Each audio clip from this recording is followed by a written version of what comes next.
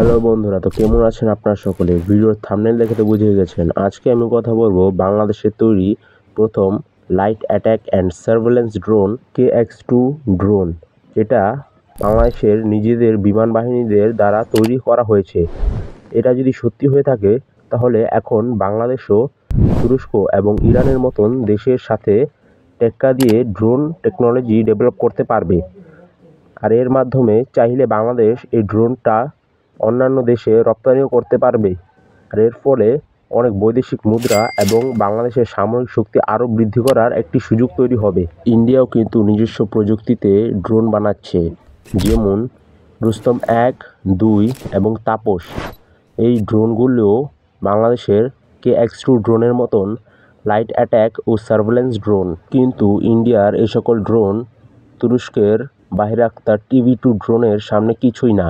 এবং শোনা যাচ্ছে বাংলাদেশ KX2 ড্রোনের আপগ্রেড ভার্সন KX3 খুবই জলদি বানাচ্ছে এবং এটা হবে তুরস্কর বাইরাক্তার ড্রোনের সমান কিংবা তার চেয়েও সামান্য পরিমাণের আরও ভালো। এটা যদি সত্যি হয়ে থাকে তাহলে বাংলাদেশ খুবই জলদি আন্তর্জাতিক প্রাঙ্গণে খুবই বড় এবং খুবই ভালো একটি নাম তৈরি করতে যাচ্ছে তুরস্ক এবং ইরানের মতন ড্রোন তৈরি করার দিকে। হয়তো এই নতুন ড্রোনটা দেখতে কিছুটা এমন হবে এবং যদি এটা এমন হয় তাহলে আমার বিশ্বাস কি বাংলাদেশ খুবই জলদি অনেক বড় একটি মাইল ফলক অ্যাচিভ করতে চলেছে ইন্টারন্যাশনালি। বাংলাদেশের এই ড্রোনটি সম্পূর্ণভাবে বাংলাদেশি প্রযুক্তি ও পার্টস দিয়ে তৈরি করা হয়েছে।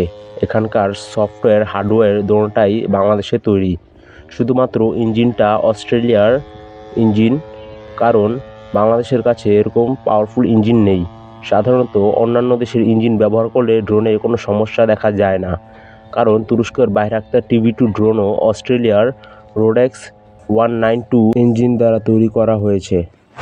যখন কোনো দেশ নিজস্ব প্রযুক্তিতে ড্রোন কিংবা আধুনিক সমরাস্ত্র তৈরি করে, তার অর্থ হলো সেই দেশটি নিজের পায়ে নিজে খাড়া হচ্ছে এবং আত্মনির্ভর হচ্ছে।